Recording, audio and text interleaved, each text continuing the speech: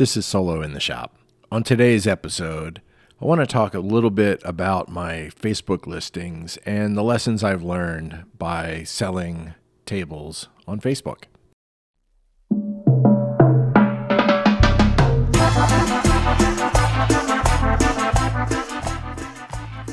Whether you are a hobbyist, weekend warrior, making commissions for friends and family, or already a full-time maker, if you are solo in your shop, this is the show for you.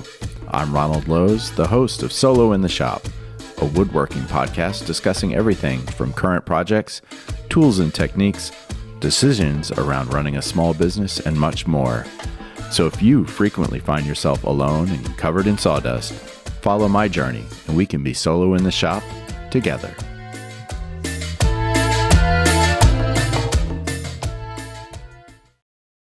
Hello, friends. It is the day before Thanksgiving, if you are listening to this on the day it comes out. And it's funny, I kind of like to think of myself as a grateful person in general. And obviously Thanksgiving is a day to look back and really take stock of what you're thankful for. And this year, I look at all the people and companies in my life that support what I do and support me as an individual. And it's kind of overwhelming sometimes to think about how lucky I am to have my wife, who is by far my champion, and I lean on her a lot for just kind of advice and sometimes lifting help. And she's awesome. I can't say enough about how lucky I feel about her. And then I have a great group of customers. I have woodworkers from around the country that I have met and that I have made relationships with that help me out with advice on running a business, on, working in the shop, efficiency, selling, podcasting, everything. And I've recently made some business connections between Circle Furniture, and I've got another thing cooking that sometimes it's almost beyond belief that things could happen kind of serendipitously that just help me progress and grow individually and as a company.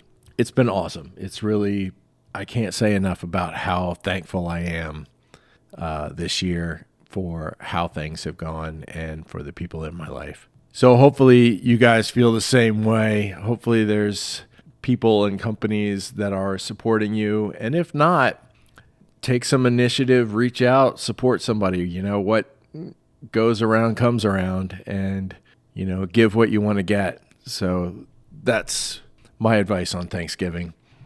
Anyway, I wanted to talk a little bit about Facebook Marketplace. There's been a couple things happening that have me thinking about it. In my woodworking group online, I got questions about how many of my sales leads are coming from Facebook Marketplace. And I don't have the exact number. I could get it, but I am confident that it's more than half of my business is people responding to my Facebook listings.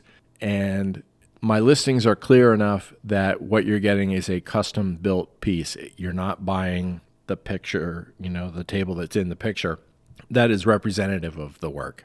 And honestly, last week was the first time I had a potential customer kind of call BS on the pricing versus the photo, right? I put one of my better live edge tables as the photo, and the price was for what I'll call an entry-level or desk-sized table.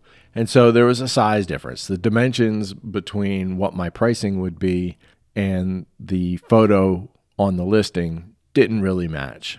And it's been like that for 6 months, and I haven't had an issue.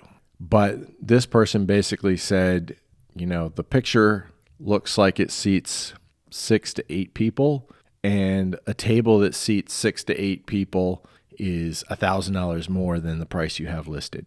And he was not happy. And I talked to my wife about it, and she agreed. She's like, yeah, nobody wants to feel like they're being tricked. Bait and switch is a thing online. And honestly, I don't want to be that guy. So I did this week raise prices on some of my listings.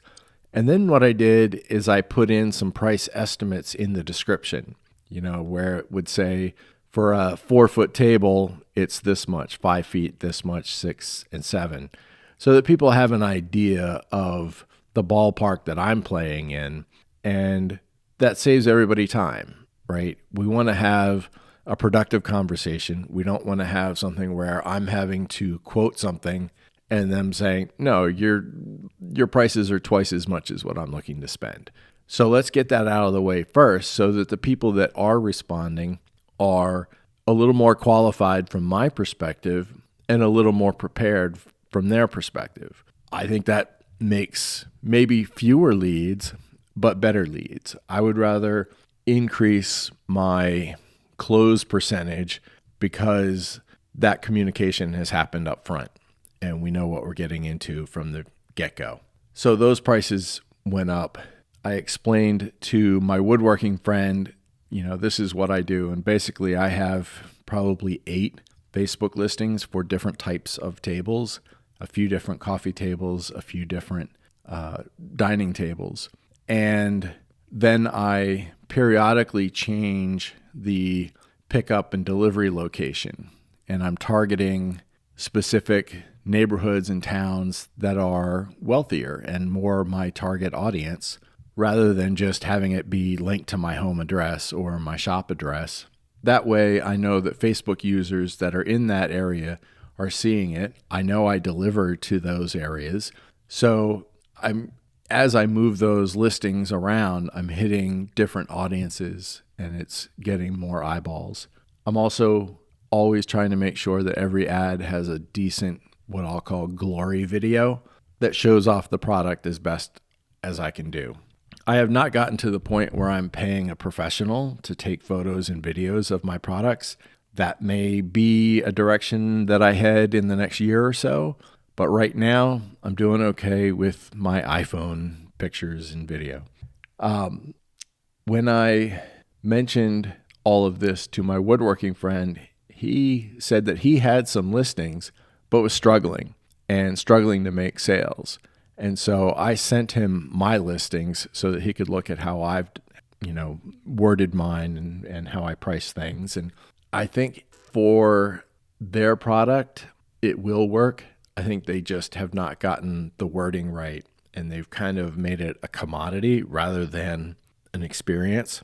And mine are definitely focused on, if you want a custom table, I will build this with you. We'll design it together. Price is going to be based on the dimensions of the tabletop and the other design decisions that we make along the way. The other thing that happened with Facebook Marketplace was, as I was editing and raising prices, one of my listings kicked back and said, this is a possible duplicate. And it looked like it wasn't going to be published, and maybe it isn't. I need to do some research on an account that isn't mine and see if that listing shows up. But there's so little documentation on what to do about that. There are obviously other dining table listings under my name, but the listing it's complaining about is my single slab live edge table. But I also have a book matched live edge table, and I have what I'll call the luxury book matched live edge table, which has a much higher price point and a much higher essentially size standard, where it's a much wider table, it's longer, it has upgraded legs. It's, it starts out as a $4,500 table and goes up from there, where the others are in the $2,000 range and goes up to maybe $3,600, $3,700. So those 3 are the only walnut dining table listings I have. The photos are all different. The descriptions are all different. The titles are all different. I don't know why it thinks I have a duplicate, and I'm not sure what to do about it. So hopefully, if I see that the click count is going down, because my clicks, for me, I feel are fantastic. Each listing is they give you stats for how many clicks and video views you get on a rolling 14-day basis. And all of them are in the 2,000 to 3,000 clicks in the last 2 weeks. And that's plenty. That's going to keep me busy for as long as I can keep up. So if that starts to drop off, then I'll know that something has gone wrong. I may just have to delete it and make a new listing. The problem with that is if you delete a listing, you lose all the messenger conversations that are attached to that listing. So I don't want to lose those listings those conversations. But once the current set of conversations starts to wind down, that may be where I have to look next. Anyway, that's my thoughts. I have had great success with Facebook Marketplace. It was not something that I had even really considered. My woodworking group brought it up, and the podcast that I listen to, which is Zach Vaught's Handmade Business Secrets, both emphasized it's free, you get lots of eyeballs, it's targeted, why not try it? And I was really surprised at how popular the content has been, and more so than advertising on Meta, definitely more than advertising on Google. I've tried all of those. They do work for getting me traffic. They get, sometimes some conversations started, but those conversations are not as qualified as someone who is looking to buy. They're already shopping on the marketplace, and they're looking for a custom table, and that's what I want them to find. So my advice, I don't know what you're building in your shop, but if you want to sell it, take some nice pictures, do a little glory video, good lighting, maybe some music, probably no sound, and throw it up there. See what kind of response you get, and I hope it works for you as well as it has worked for me. And if so, then next Thanksgiving, you'll have me among the list of things that you are thankful for on Thanksgiving. Until I talk to you again, stay safe in your shop. If you have questions, comments, or suggestions for future episodes, feel free to reach out to me at SoloInTheShop@gmail.com.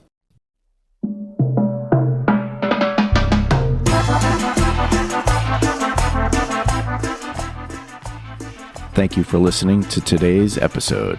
If you got value from it and would like to help the show grow, I'd appreciate a review wherever you listen. Be sure to check the show notes for links to my socials or any extra stuff we discussed today. Until next time, stay safe in your shop, and we'll talk again soon.